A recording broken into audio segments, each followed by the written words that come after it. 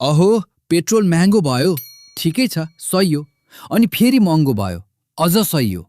तर 2 महिनामा 5 पटक? अब कसरी सहिन्छ? तरकारी डबल, सिमेन्ट डबल, अन्डा डबल, बस भाडा बढ्यो, अनि घर मालिकले रेन्ट बढाउँछ भन्यो, ब्याङ्कले इएमआई बढ्यो भन्यो, र स्यालेरी त्यो चाहिँ बढेन। यो सुनेर कस्तो लागिरहेको छ त्यो मलाई थाहा छ। तर यो भिडियो हेरेपछि तिमीसँग एउटा प्लान हुन्छ। इन्फ्लेसनबाट भाग्न सकिँदैन, तर सर्भाइभ गर्न सकिन्छ स्मार्ट भएर। आज 3 रियल मान्छेको केस स्टडी हेर्छौँ।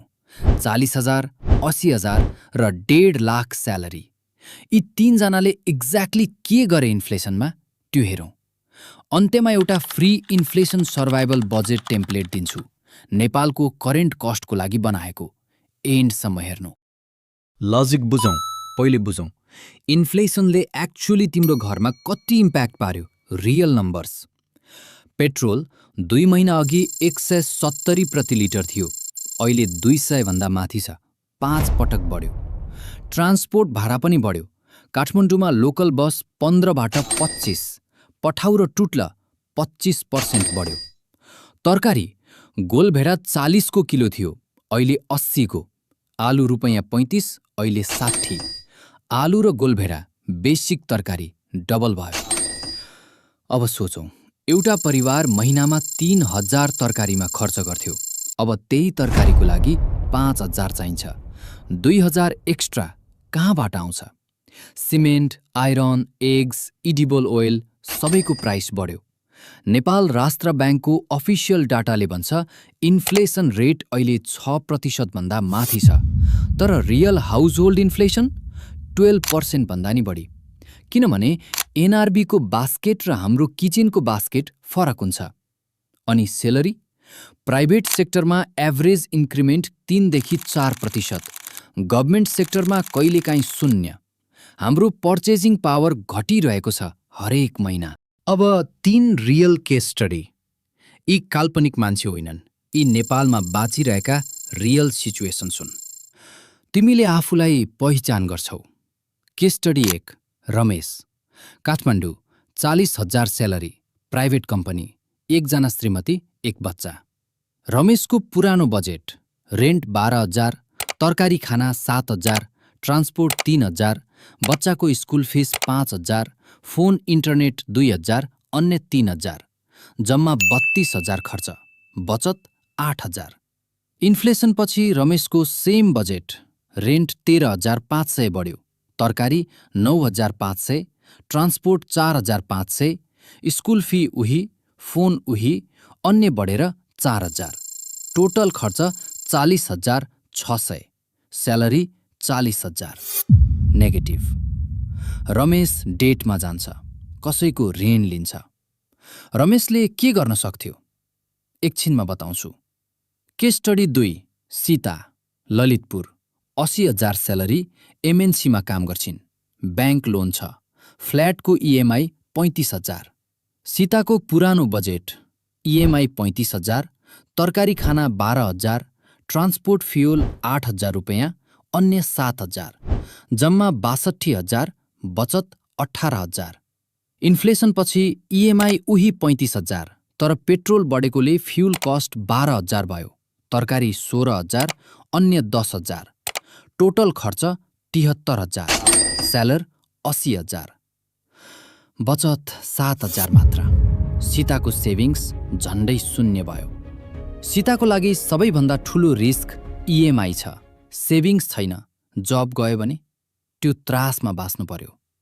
केस स्टडी 3, दिपेश, काठमाडौँ, 1.5 लाख रुपैयाँ स्यालेरी, सिनियर म्यानेजर, एकल जीवन, फ्ल्याट रेन्ट गरेको। गलत। दिपेशको लाइफस्टाइल इन्फ्लेसन थियो। Restaurants, online shopping, weekend trips. Inflation अघि 1 लाख खर्च, 50,000 इन्भेस्ट गर्थ्यो। इन्फ्लेसनपछि सेम लाइफस्टाइलको लागि 1,20,000 चाहिन्छ। 20,000 कहाँबाट काट्यो? इन्भेस्टमेन्टबाट। एसआइपी बन्द गर्यो। दिपेशको मिस्टेक: इन्फ्लेसन बेलामा लाइफस्टाइल मेन्टेन गर्यो, इन्भेस्टमेन्ट स्याक्रिफाइस गर्यो। यो सबैभन्दा महँगो गल्ती हो। तीनै केसमा फरक स्यालेरी, फरक सिचुएसन, तर एउटै प्याटर्न। इन्फ्लेसनले सबैलाई असर गर्छ। अन्तर के हो भने कसले सिस्टम बनाउँछ, कसले बनाउँदैन। अब सोल्युसन्सतिर लागौँ।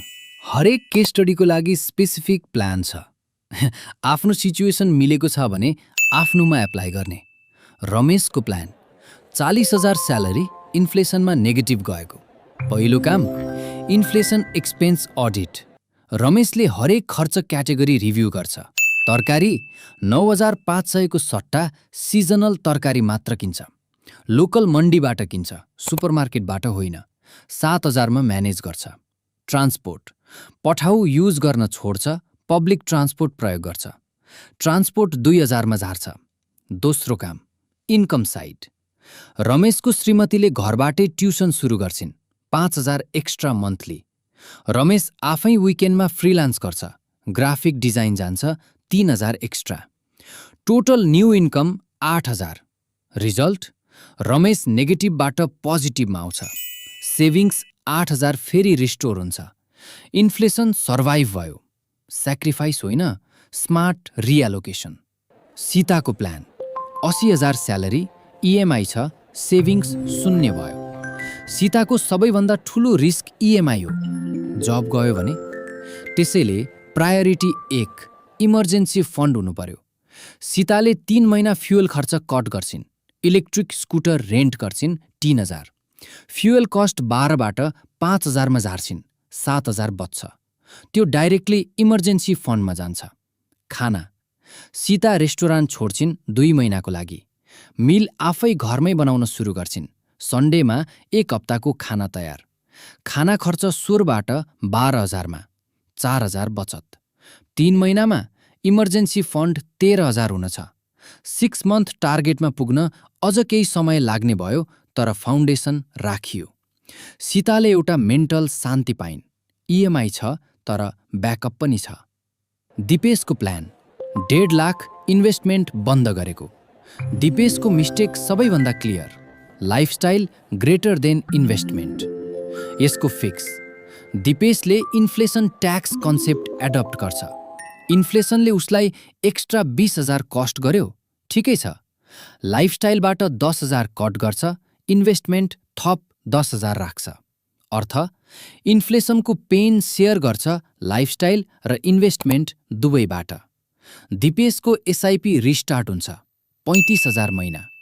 लाइफस्टाइल एडजस्ट हुन्छ, रेस्टुरान्ट्सबाट 10,000 बचत, अनलाइन सपिङ 5,000 कट। दुःख लाग्छ, तर 10 वर्षपछि पोर्टफोलियो देखेर खुसी हुन्छ।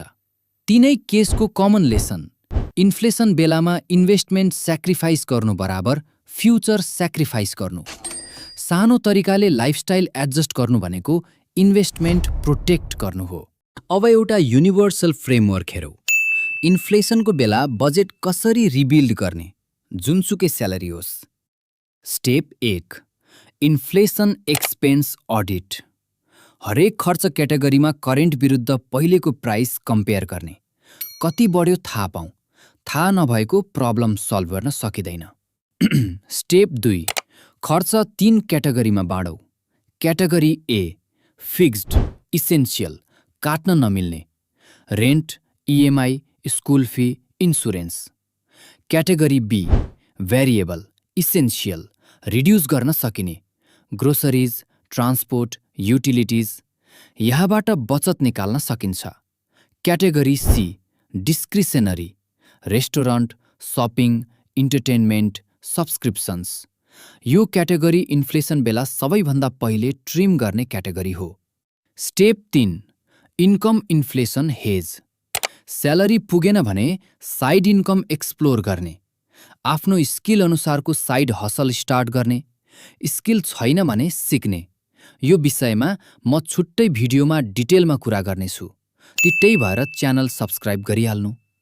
ट्युटोरिङ, फ्रिलान्स डिजाइन, विकेन्ड कन्सल्टिङ यी प्रुभन स्किल हुन्। 5-10 हजार एक्स्ट्रा पनि इन्फ्लेसन ग्याप भर्न सक्छ।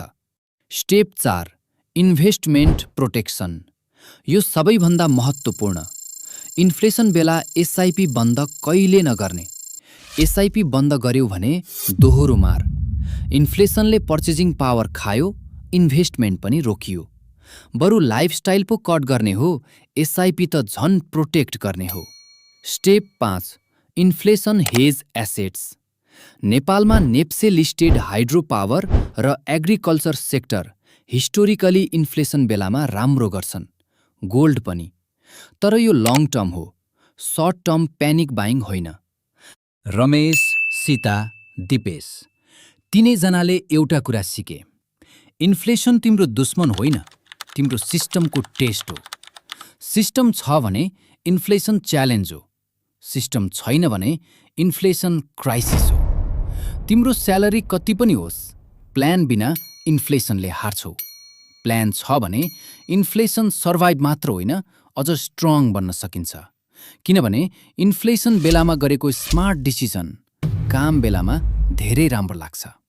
डिस्क्रिप्सनमा free inflation survival budget template छ, नेपालको करेन्ट 2026 प्राइसेसमा बनाएको। डाउनलोड गरेर आज नै आफ्नो बजेट अनुसार क्याल्कुलेसन गर्ने। यो भिडियो हेल्पफुल लाग्यो भने लाइक एन्ड सब्स्क्राइब गरेर घन्टी थिच्नु। तपाईले इन्फ्लेसनमा आफ्नो बजेट कसरी म्यानेज गर्नुहुन्छ कमेन्टमा आफ्नो एक्सपिरियन्स सेयर गर्नु। भेडा नबन्नुस्, मास्टर बन्नुस्। जय नेपाल।